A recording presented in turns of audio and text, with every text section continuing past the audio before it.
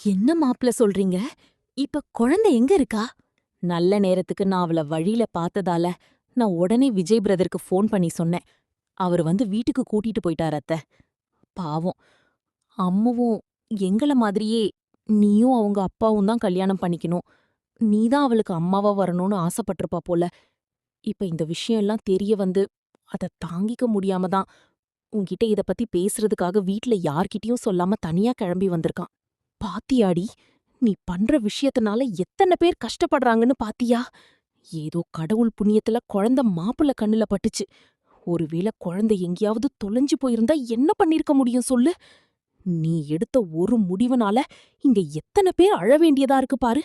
அம்மா, இதுக்கு நான் என்னம்மா பண்ண முடியும்? என் வாழ்க்கைய பத்தி முடிவெடுக்கிறதுக்கு எனக்கு உரிமை இல்லையா? அம்மு இப்படி பண்ணது எனக்கும் கஷ்டமா தான் இருக்கு. அவள நினைச்சு எனக்கு பாவமா தான் இருக்கு. அதுக்காகலாம் நான் அவ அப்பாவ கல்யாணம் பண்ணிக்க முடியுமா சொல்லு? ஆரம்பத்துல எனக்கு அவர சுத்தமா புடிக்காம இருந்தாலும், அதுக்கப்புறமா நான் அவர் கூட பேசி பழகுனதுல, எனக்கு அவர் ஒரு நல்ல ஃப்ரெண்டா தான் தெரிஞ்சாரு. இப்ப வரைக்குமே நான் அவர அப்படிதான் நெனைக்கிறேன். இத புரிஞ்சுக்காம அவர கல்யாணம் பண்ணிக்க சொன்னா எப்படிம்மா? ஆரம்பத்துல புடிக்காம இருந்தவர, இப்ப ஃப்ரெண்டுங்கிற அளவுக்கு புடிச்சிருக்குல்ல? எங்க பேச்ச கேட்டு அவர கல்யாணம் பண்ணிக்கிட்டு கூட சேர்ந்து வாழ்ந்து பாரு. புருஷனாவும் அவர உனக்கு புடிக்கும். அம்மா, நான் இவ்ளோ சொல்லியும் நீ என்ன புரிஞ்சுக்கவே மாட்டல்ல? இந்த வீட்ல எல்லாரும் அவருக்காக மட்டும் தான் பேசுறீங்களே தவிர, ஒருத்தர் கூட என் பக்கம் இருந்து யோசிச்சு கூட பாக்க மாட்டேங்கிறீங்க. என்ன கொஞ்சம் கூட புரிஞ்சுக்காத உங்க கூடலாம் இருக்கிறதுக்கே எனக்கு வெறுப்பா இருக்கு. எங்க கூட இருக்க வெறுப்பா இருந்தா போடி. என்னம்மா, இவ்ளோ பிடிவாதத்தோடயும் திமிரோடையும் நீ இங்க இருக்கவே தேவையில்ல. தாராளமா கெளம்பி. போறேம்மா, போறேன். திரும்பி நான் இங்க வந்தா நீ என்னன்னு கேளு. ஹே காவேரி, காவேரி நில்லு. ஆமாதான், ஏதோ தெரியாம பேசிட்டு இருக்க. யாராவது என்ன சமாதானப்படுத்துறேன். அதுவும் இதுன்னு என் பின்னாடி வந்தீங்க அவ்வளோதான். சொல்லிட்டேன். காவிரியத்த காவிரியத்த கூப்பிடுங்க அத்த. அம்மா, என்னம்மா நீ கோவத்துல என்ன பேசுறான்னு உனக்கு கொஞ்சம் கூட தெரியலையா? நீ வார்த்தைய விட போய் அவ இனிமே வரமாட்டேன்னு கிளம்பி போறா பாரு. அவ ஸ்கூலுக்கு தானடி போறா. எப்படியோ வேலை முடிஞ்சு இங்கதான் திரும்பி வருவா. ஏதோ கோவத்துல பேசிட்டு போறா. வந்துருவா, திமிரு புடிச்சவ. அப்பா, காசத்தம் கேக்குது. விஜய் அம்முவ கூட்டிட்டு வந்துட்டான்னு நினைக்கிறேன். அம்மு, அம்மு, விஜய், அம்மு, வா அம்மு. எங்க போன? வாடா. எங்கடா போற? உன்னை காணாம நாங்கெல்லாம் எப்படி பயந்து போயிட்டோம் தெரியுமா? விஜய், நிவின் இவள பார்த்தானா? அப்ப இவ எங்கதான் இருந்தா? காவேரிய பாக்குறதுக்காக அவங்க வீட்டுக்கு போறதுக்கு தான் நம்ம யார்கிட்டயுமே சொல்லாம இங்கிருந்து தனியா போயிருக்கா. வழி தெரியாம ஒரு இடத்துல நின்னப்பதான் நிவின் இவள பார்த்துட்டு எனக்கு ஃபோன் பண்ணாரு. மிஸ் வீட்டுக்கு போகணும்னா நீ எங்ககிட்ட சொல்லியிருக்கலாம்ல. நாங்க யாராவது உன்னை கூட்டிட்டு போயிருப்போம்ல. எப்படியா யாருக்கும் தெரியாம கிளம்பி போறது? நீங்க யாரும் நான் காவேரி மாச பார்க்க வீட்டுக்கு கூட்டிட்டு போக மாட்டீங்கன்னா நானே கிளம்பி போயிட்டேன். காவேரிமா அப்பாவ கல்யாணம் பண்ணிக்க மாட்டாங்கன்னு நீங்க சொன்னீங்கல்ல பாட்டி. நான் சொன்னா காவேரி மாஸ் கேட்பாங்க. அதான் மிஸ்ஸ பார்த்து எங்க அப்பாவ கல்யாணம் பண்ணிக்கோங்க, எனக்கு அம்மாவா வாங்க அப்படின்னு சொல்றதுக்காக போனேன். எங்க அப்பா அம்மாவும் இந்த விஷயத்த பத்தி எல்லாம் உங்க அப்பாவும் மிஸ்ஸும் பேசிக்குவாங்க. இதுக்காகலாம் அப்படி யார்கிட்டயும் சொல்லாம வீட்டை விட்டு போக கூடாது. புரியுதாடா? புரியுது தாத்தா. இனிமே இப்படி பண்ண மாட்டேல்ல? பண்ண மாட்டே தாத்தா. அம்மா வரும். ஓடி, காவேரி தான் அந்த அம்மான்னு தெரியாமலே மிஸ்ஸு தான் தனக்கு அம்மாவா வரணும்னு குழந்தை ஆசைப்படுறான். அதுவும் இல்லாம உறுதியாவும் இருக்கா. ஒருவேளை கல்யாண விஷயத்துல இப்ப இருக்கிற மாதிரியே காவேரி பிடிவாதமா இருந்து வேற யாராவது கல்யாணம் வர முடியுமா? என்ன விஷயம்? நீங்க நேர்ல வாங்க, நான் சொல்றேன். வரேன். ஏதாவது பேசணும்னு சொன்னீங்க? ஏதாச்சும் முக்கியமான விஷயமா? ஆமா, ரொம்ப ரொம்ப முக்கியமான விஷயம். நான் தெரியாம தான் கேக்குறேன். நீங்க லவ் பண்றதுக்கும் கல்யாணம் பண்றதுக்கும் உங்களுக்கு ஊர்ல வேற பொண்ணே கிடைக்கலையா என்ன? எதுக்குங்க என்னை இப்படி தொந்தரவு பண்ணிட்டு இருக்கீங்க? நான் என்னங்க தொந்தரவு பண்ணேன்? அந்த விஷயத்த பத்தி திரும்ப நான் உங்ககிட்ட எதுவும் பேசக்கூட இல்லையே. நீங்க பேசல தான். ஆனா, என்னைக்கு உங்க வீட்லருந்து சம்மந்தம் பேச எங்க வீட்டுக்கு வந்தாங்களோ, அன்னையிலருந்து எங்க அம்மா, அக்கான்னு எல்லாருமே இந்த விஷயத்த பத்தி பேசி பேசி பேசி தினம் தினம் என்ன டார்ச்சர் பண்ணிட்டு இருக்காங்க. இதுல உங்களுக்கு வேற என்ன கல்யாணம் பண்ணிக்கிறதுல முழு விருப்பம் இருக்கிறதா சொல்லிட்டீங்க. அப்புறம் அவங்க சும்மா இருப்பாங்களா? எப்படியாவது என்ன ஃபோர்ஸ் பண்ணி உங்களுக்கு கல்யாணம் பண்ணி வைக்கணுங்கிற முடிவோட இருக்காங்க. இவ்ளோ தொந்தரவும் உங்களால தானே எனக்கு. இப்ப கொஞ்ச நாளா இந்த விஷயத்த பத்தி நீங்க என்கிட்ட நேரடியா பேசலனாலும், எங்க வீட்டுக்கு வர்றது, எங்க அம்மாவ பாக்குறது, பேசுறதுன்னு அவங்க மூலமா மறைமுகமா நீங்க இந்த விஷயத்துல என்ன கட்டாயப்படுத்துற மாதிரி தான் தோணுது. எங்க வீட்ல எல்லாரும் நான் இன்னும் கல்யாணம் பண்ணாம இருக்கேங்கிற கவலைய விட, உங்களுக்கு ஒரு நல்ல வாழ்க்கை அமைச்சு கொடுக்கணுங்கிற கவலை தான் உங்களுக்கு ஜாஸ்தியா இருக்கு.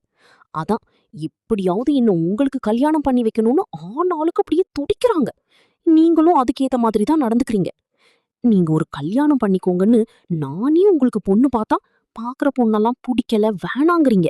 சரி, அது கூட உங்க விருப்பம்னு வச்சுக்கோங்க. ஆனா, எனக்கு நான் பார்த்த பையன்கிட்ட நீங்களும் எங்க அம்மாவும் சேர்ந்து எதேதோ சொல்லி அதையும் கெடுத்து விட நினைச்சீங்க பாருங்க. அதெல்லாம் என்னன்னு சொல்றது?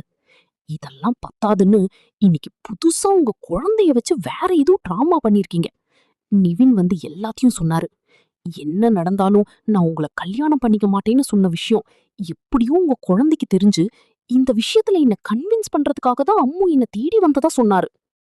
இவ்ளோ நாளா நீங்களோ எங்க வீட்ல உள்ளவங்களோ சொல்லி நான் கேட்காத ஒரு விஷயத்த இப்போ உங்க குழந்தை மூலமா என்ன எமோஷனல் பிளாக்மெயில் பண்ணி ஒத்துக்க வைக்கலாம்னு நினைக்கிறீங்க, அப்படிதானே? போதும், நிறுத்துங்க.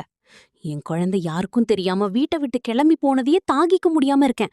அவ இப்படிலாம் யார்கிட்டயும் சொல்லாம வீட்டை விட்டு போவான்னு நான் கொஞ்சம் கூட எதிர்பார்க்கல. ஒருவேளை அவ தப்பி தவறி எங்கேயாவது போயிருந்தா என்ன ஆயிருக்குன்ற பயத்துல இருந்து நான் இன்னும் மீண்டு வரல.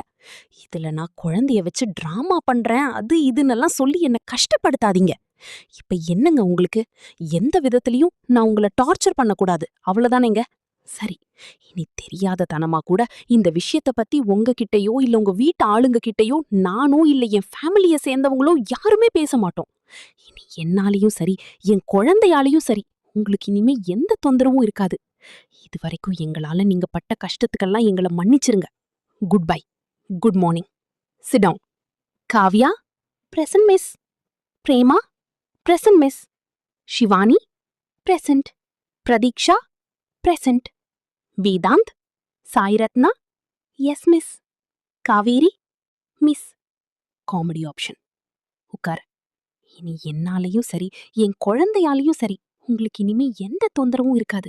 ஸ்டூடெண்ட்ஸ், இன்னைக்கு நம்ம வந்து டேஸ் ஆஃப் த வீக் பார்க்க போறோம். ஓகேயா? இப்ப நான் எழுத போறத பார்த்து நீங்க உங்க நோட்ல எழுதிக்கோங்க. மிஸ், முடிச்சிட்டேன். மிஸ், ஃபினிஷ் பண்ணிட்டேன். Very good, super. ஏதோ ஒரு கோவத்துல அம்முவோட அப்பா கிட்ட ரொம்ப கோவமா தான் பேசிட்டோம். அதனால கூட அவர் அம்முவை அனுப்பாம இருக்கலாம்ல. இரு பாத்துமா. பாப்பா, தண்ணி எடுத்துட்டு வா. வரேன்பா. சரி சரி சரி, ஒன்னா போதும்பா. இன்னும் கொஞ்சம் தாண்டா இருக்கு. இத மட்டும் சாப்பிட்டு முடிச்சிடறேன். கொஞ்சம் தான். இந்தா, கட்டு. ஹாய் சாரதா பாட்டி, வாங்க. வாமா.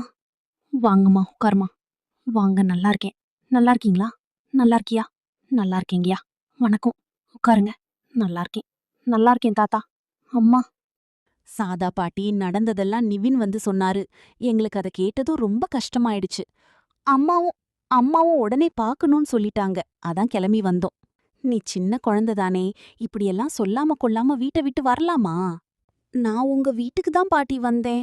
காவேரி மசிய பார்க்கறதுக்காக வந்தனா, எனக்கு பாதையிலேயே வழி மறந்து போச்சு. அதான் கன்ஃபியூஸ் ஆகி எங்கெங்கயோ போயிட்டேன். அம்மோ, கரெக்டான நேரத்துக்கு நிவின் மாமா அங்க வரலன்னா என்ன ஆயிருக்கும் சொல்லு. சின்ன குழந்தை நீ, இந்த மாதிரியெல்லாம் தனியா வெளியே போலாமா? சாரி சித்தி. சாரி பாட்டி. அம்மு, நீ எங்கேயாச்சும் காணாம போயிருந்தா நாங்க என்ன பண்ணிருப்போம் சொல்லு. நாங்க கும்பிடுற தெய்வந்தான் உன்னை நல்லபடியா வீட்டுக்கு கொண்டு வந்து சேர்த்திருக்கு. நல்ல வேளை இவன் நிவின் கண்ல பட்டா. இல்லன்னா இந்த ஊர்ல இவனை எங்க போய் தேடி இருக்க முடியும் சொல்லுங்க. அம்மு கிடைச்சிட்டானே. நிவேன் விஜய்க்கு ஃபோன் பண்ணதுக்கு அப்புறம்தான் எங்களுக்கு உயிரே வந்துச்சு. அதான் குழந்தை நல்லபடியா கிடைச்சிட்டால, அப்புறம் எதுக்கு நடந்ததையே பேசிக்கிட்டு விடுங்க. அம்மு, இனிமே இப்படி சொல்லாம கொல்லாம எங்கேயும் வெளியே போக மாட்டேல்ல? போக மாட்டேன் ஆன்ட்டி, காட் ப்ராமிஸ். குழந்தை சாப்பிடுற நேரத்துல வந்து தொந்தரவு பண்ணிட்டேனா? ஆஹா, அப்படியெல்லாம் எதுவும் இல்ல. அவ சாப்பிட மாட்டேன்னு அடம் புடிச்சிட்டு இருந்தா. விஜய் தான் கட்டாயப்படுத்தி உட்கார வச்சு ஊட்டி விட்டுட்டு இருந்தான். அம்மு, பாட்டி உனக்கு ஊட்டி விடுறேன். சமந்தா, சாப்பிடுறியா? சரி பாட்டி. ஏய், அதை எடுமா. இத்தனை நாள் நான் பண்ண விஷயத்துக்கெல்லாம் எந்த பலனுமே கிடைக்கல. இதுக்கு மேல போராட எனக்கு திம்பில்ல. நானும் என் குழந்தையும் இனி உங்க வீடு தேடியே வரமாட்டேன். அதே மாதிரி நீங்களும் எங்க வீட்டுக்கு வராதீங்க.